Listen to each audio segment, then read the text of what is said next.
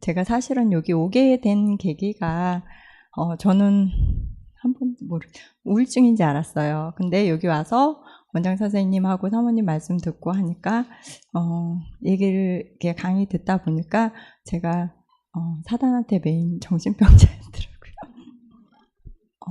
그때는 이미 상태가 너무 악화돼 있었던 상태라 병원에는 모든 치료를 중단하겠다고, 이제 상담 치료나 정기 치료 다 중단하겠다고 이제 얘기를 드린 상황일 때, 이제 병원에서는 좀 심각하게 받아들여셨던 것 같아요. 그래서 남편을 따로 또 상담을 하고 막 그랬고, 아이들 앞에 보이지 말아야 할 행동들을 좀 많이 했어요. 그래서 집에는 더 이상 있을 수가 없겠다 생각해서 병원이든 어디든 아이들이 보지 않는 곳으로 옮겨달라고 한 거예요. 그러면서 한 4일을 원장님 말씀이나 강의를 전혀 못 들었던 것 같아요. 뭐 화가 나서 뛰쳐나가기도 하고 저를 하기도 하고. 근데 이제 말씀이 귀에 들어오기 시작하면서 마음이 편안해졌어요. 그래서 일주일 좀 넘던 날인가 그 일요일 아침에 기도를 하는 중에 마음이 편안해지더라고요. 아무 이유도 없이 그냥 편안해지면서 그래, 하나님의 응답이 내가 순종해야 될 부분이다 라는 게 받아들여지더라고요. 그러면서 이제 하나하나 꺼풀이 벗겨진 것 같아요.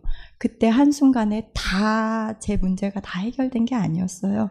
근데 저는 너무 감사한 게 그게 한꺼번에 다 해결이 됐다면 제가 좀 탄탄해지지 못했을 것 같아요. 근데 그 꺼풀이 하나 벗겨지고 그러니까 숨어있던 다음 문제들이 하나씩 드러나는 거예요. 마지막으로 딱 한 가지 문제가 해결이 안 돼서 계속 광고하는데 그 문제가 정말 해결이 안 되면 저는 나가도 신앙생활을 제대로 할 수 없는 상황에 다시 처할 것 같았어요.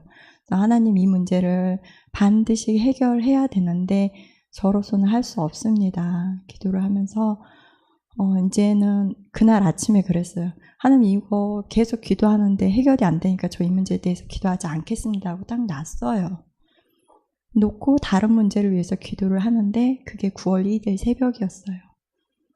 다른 문제를 위해서 기도를 하고 있는데 갑자기 제 마음속에서 뭔가가 나가더라고요.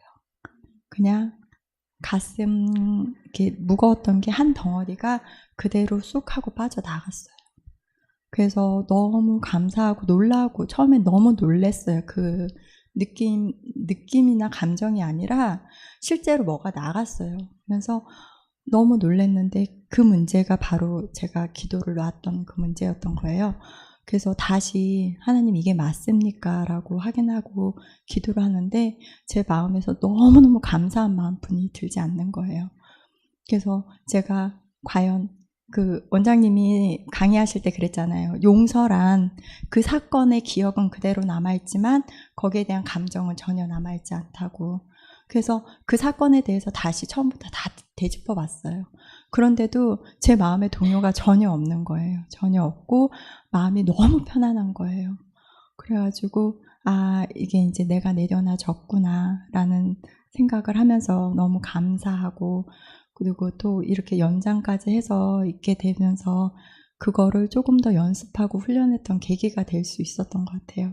나가서도 다시 이런 경험이 있을 때 이제 쓰러지지 않고, 아니면 쓰러진다 하더라도 이렇게 엎어지지 않고 다시 매달릴 수 있는 힘이 생기게 해주신 하나님께 감사하고, 이 기간이 비록 우리 가족들에게는 많이 힘든 기간이었지만 오히려 우리 가족들에게, 우리 아이들에게 더 큰 하나님을 가르쳐 줄 수 있는 기회가 되지 않았을까 생각해서 더 감사하게 생각하고 감사합니다.